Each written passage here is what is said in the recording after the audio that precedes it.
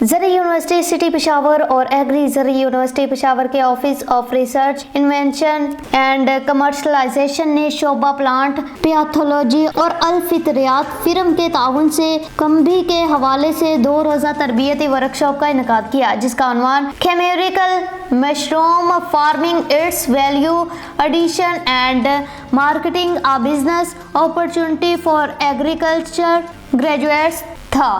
Vice chancellor زرعی university Peshawar professor doctor جہان بخت نے ورکشاپ کا افتتاح کیا، جس میں کمبھی کی کاشت کے غذائیت، ادویاتی دوا سازی اور کاروباری پہلوؤں پر روشنی ڈالی۔ انہوں نے گریجویٹس کے لیے مشروم فارمنگ ٹیکنالوجی سیکھنے اور تجارتی پیمانے پر کاشت شروع کرنے کی صلاحیت پر زور دیا۔ مزید برآں انہوں نے غذائی تحفظ کو یقینی بنانے اور موسمیاتی تبدیلی کے اثرات کو کم کرنے میں مشروم کی اہمیت پر روشنی ڈالی۔ ڈائریکٹر اور ایک پروفیسر ڈاکٹر محمد عارف اور شعبہ پلانٹ پیتھولوجی کے چیئرمین پروفیسر ڈاکٹر اسد علی نے بھی مشروم کی کاشتکاری کی اہمیت کے بارے میں بات کی۔ کھانے کی حفاظت، غذائیت کی کمی اور موسمیاتی تبدیلیوں سے نمٹنے کے لیے اس کی صلاحیت کا حوالہ دیا۔ انہوں نے بعض اقسام کے کینسر سے بچاؤ میں مشروم کی طبی اقدار پر بھی روشنی ڈالی۔ ریسورس پرسنز محمد ذیشان، طاہر نوید اور ڈاکٹر عشرت ناز نے مشروم کی پیداواری ٹیکنالوجی پر تکنیکی سیشن دیے، جس میں اس کے